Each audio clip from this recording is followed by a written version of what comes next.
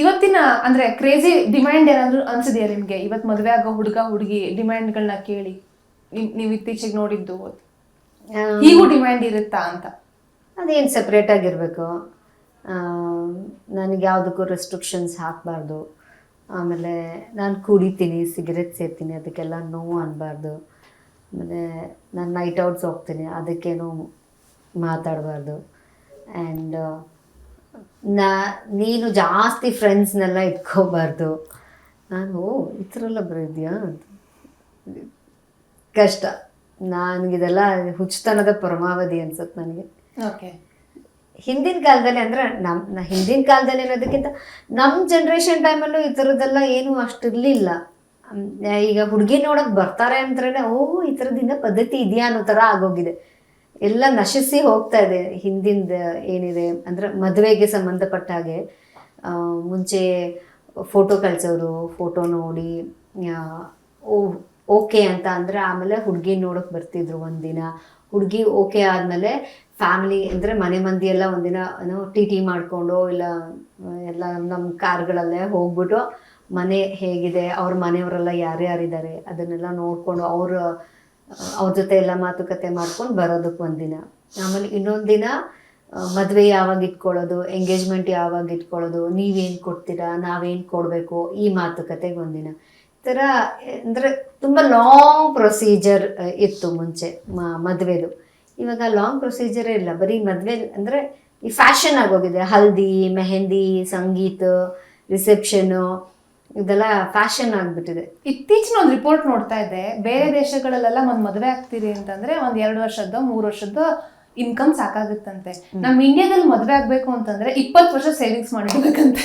ಹೌದು, ನಮ್ಮ ಬ್ಯಾಂಗ್ಳೂರೇ, ನಾನು ಶಾಕ್ ಆಗಿಬಿಟ್ಟೆ. Bangalore highest cost of living. ಹೌದೌದು, ನಾನು ಎಕ್ಸ್ಪೀರಿಯನ್ಸ್ ಮಾಡ್ತಾ ಇದ್ದೀನಿ. ಯಜಮಾನ್ರಿಗೆ ಹೇಳ್ತೀನಿ, ಏನಪ್ಪ ಇಷ್ಟು ತೊಗೊಂಡ್ರೆ ಏನೂ ಬಂದಿಲ್ವಲ್ಲ, ಇಷ್ಟಿದೆಯಲ್ಲ, ಇಷ್ಟೊಂದು ದುಡ್ಡು ಕೊಟ್ಟನಾ ಅಂತ.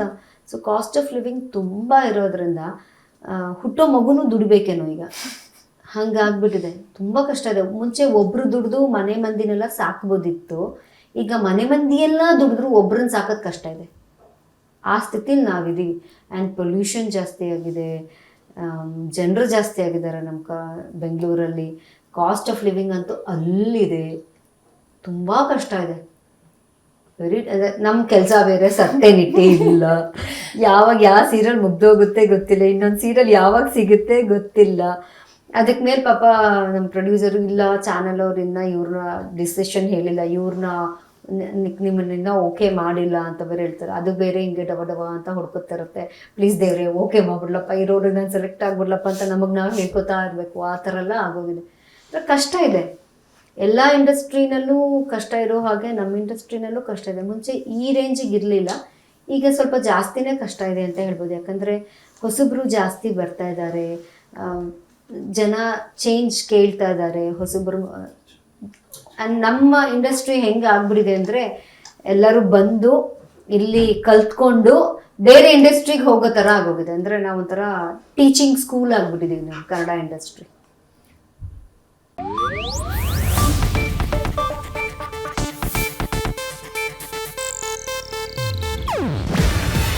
ಇದು ಏಷ್ಯಾನೆಟ್ ನ್ಯೂಸ್ ನೆಟ್ವರ್ಕ್ ಪ್ರಸ್ತುತಿ.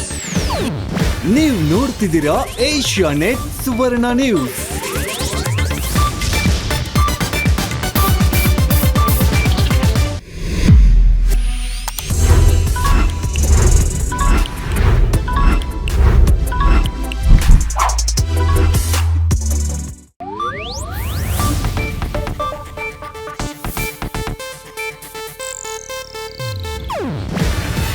ಇದು ಏಷ್ಯಾನೆಟ್ ನ್ಯೂಸ್ ನೆಟ್ವರ್ಕ್ ಪ್ರಸ್ತುತಿ. ನೀವು ನೋಡ್ತಿದ್ದೀರಾ ಏಷ್ಯಾನೆಟ್ ಸುವರ್ಣ ನ್ಯೂಸ್.